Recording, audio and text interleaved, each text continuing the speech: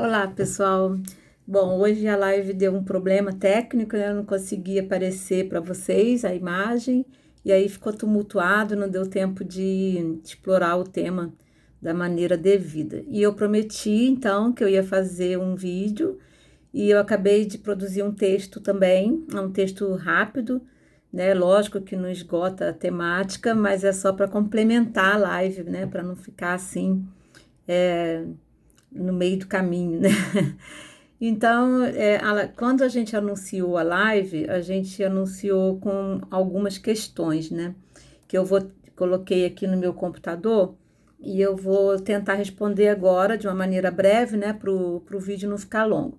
Primeiro é se crianças que ainda não sabem ler conseguem produzir textos. Bom, eu falei na live que sim, né? E que o fato das pessoas acharem que crianças muito pequenas, entre 3 e 6 anos, não conseguem produzir texto, advém de uma concepção que predominou durante muito tempo, né?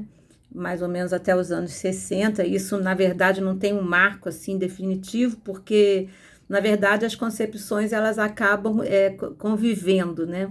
Mesmo que novas concepções surjam, as antigas acabam convivendo com as novas, porque mudanças de concepções não são fáceis de mudar de uma hora para outra. Mas o que predominava? Predominava que para a criança aprender a ler e a escrever, ela tinha que ter uma prontidão. E essa prontidão estava relacionada com os 5 sentidos e também com a questão da consciência corporal, que isso ainda prevalece até hoje. E o outro aspecto era o grafismo, por isso aqueles exercícios, né, repetitivos de cobrir, né, acho que muita gente já deve ter passado por isso, de cobrir ondinha, de exercícios motor mesmo, né, e totalmente excluía dessa aprendizagem a experiência com a língua mesmo, né, escrita e falada dentro da sociedade, como ela realmente acontece. E daí vários teóricos foram desenvolvendo seus estudos, um muito usado na área da educação é o Vygotsky, né? Que também se apoiou na linguística, ele era um sociólogo, mas ele também se apoiou, sociólogo não, psicólogo, né? Que também se apoiou na linguística. E ele já afirmava, né, que a leitura e a escrita elas precisariam ser ensinadas como algo relevante para a vida, né, não como algo mecânico. E daí, com todas essas novas teorias, as professoras, os professores começaram a questionar aquela concepção de em que entendia, né, que precisava ter uma prontidão, né, física, motora, é, para, para que a criança aprendesse a ler e a escrever. Até porque esses exercícios eles eram totalmente desprovidos de sentido, né? Não tinha sentido nenhum, era simplesmente mecânico mesmo. Então, a partir desses questionamentos, dessa inquietação, começaram a surgir outras concepções, né? E aí aparece a Ana Teberoski, a Emília Ferreira, e tem umas autoras desse livro aqui, ó, que é o livro Ler e Escrever na Educação Infantil, que elas apontam, a partir dessa mudança de concepção, ainda 3 linhas de ação dentro da educação infantil. Uma é a obrigação de alfabetização, né, que aí ainda corresponde àquela ideia de que a criança, para aprender a ler, ela tem que decorar o alfabeto, juntar as sílabas, né, e aprender a repetir aquelas palavras de cartilha, vovô, ver a uva, é essa linha aí, que é a obrigação da alfabetização.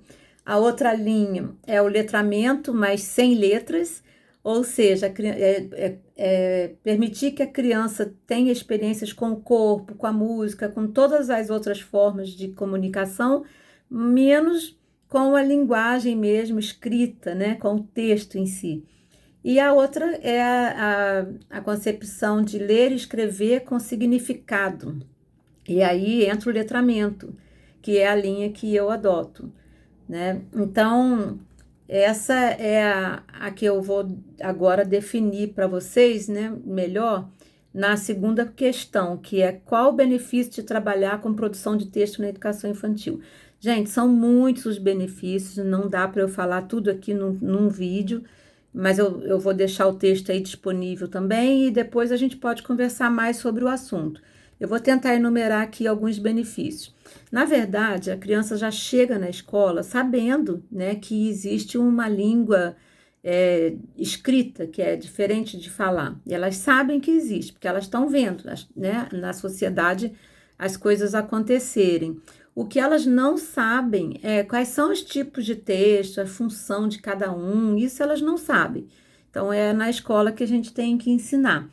Então, para isso, é preciso garantir que as crianças vivenciem situações diversificadas de contato com a escrita, com texto escrito, né? E oral também. Quais são essas situações? Do cotidiano mesmo, escrever como eu falei na live, né? Um convite, escrever um bilhete, uma receita que tenha feito na sala de aula, situações do cotidiano que tenha sentido, não é uma coisa igual cartilha, né? Um texto que aquilo não tem nada a ver com nada. E aí o que acontece? Muitas vezes eu aproveito, numa situação de rodinha, por exemplo, já saiu um livro, na hora, assim. Uma criança chegou contando que no caminho da escola ela viu um gato e ela foi contar a história do gato. Eu achei interessante, falei, peraí, deixa a tia aqui escrever. E ela ia falando e eu comecei a escrever, de repente uma outra criança falou que tinha uma história de gato, e por incrível que pareça, nós conseguimos 7 histórias de gato. Está lá o livro na sala de aula. Bom, então, são dessas situações do cotidiano que a criança tem as ideias dela não surgem do nada, surgem de coisas que ela vivenciou, né? Porque a criança, ela aprende justamente na interação. Isso a gente sabe, está aí nos documentos, né? Que são os 2 eixos, as interações e as brincadeiras. Então, os temas para escrever esses textos, eles vêm das situações reais, né? Das interações delas com a família, vindo para a escola ou mesmo dentro da escola. Então, esses textos, eles são falados pelas crianças e muitas vezes elas primeiro ditam para mim, eu escrevo no quadro para elas verem.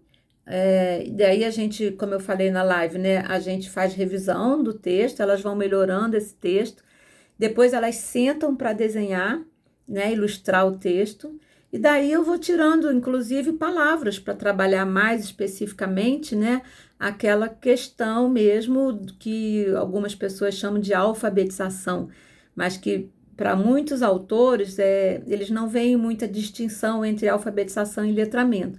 Porque o letramento é o contexto, é ensinar a criança dentro de um contexto, né? Não a partir de palavras soltas, de cartilhas com frases sem sentidos, mas a partir daquilo que ela vivencia, né? Então, o letramento e a alfabetização, eles estão imbricados. É que a gente chama de alfabetização a hora que efetivamente a criança consegue ler, né? Mas essa alfabetização, se ela não for provida de significado, ela fica uma alfabetização mecânica, né? Que a gente chama de analfabetos, né? Que acabam sendo funcionais, né? As crianças sabem ler, mas não entendem o que lê. Isso é muito comum, inclusive depois, né? Na vida escolar. Até adultos, muitas vezes, leem e não conseguem interpretar o que lê. Então, os benefícios são muitos para a criança quando ela trabalha dentro dessa perspectiva de uma linguística textual, né? De ser a partir de situações reais, dela ser protagonista do seu texto, né? E não simplesmente consumir textos que não têm significado para ela. Então, tem muitas situações interessantes.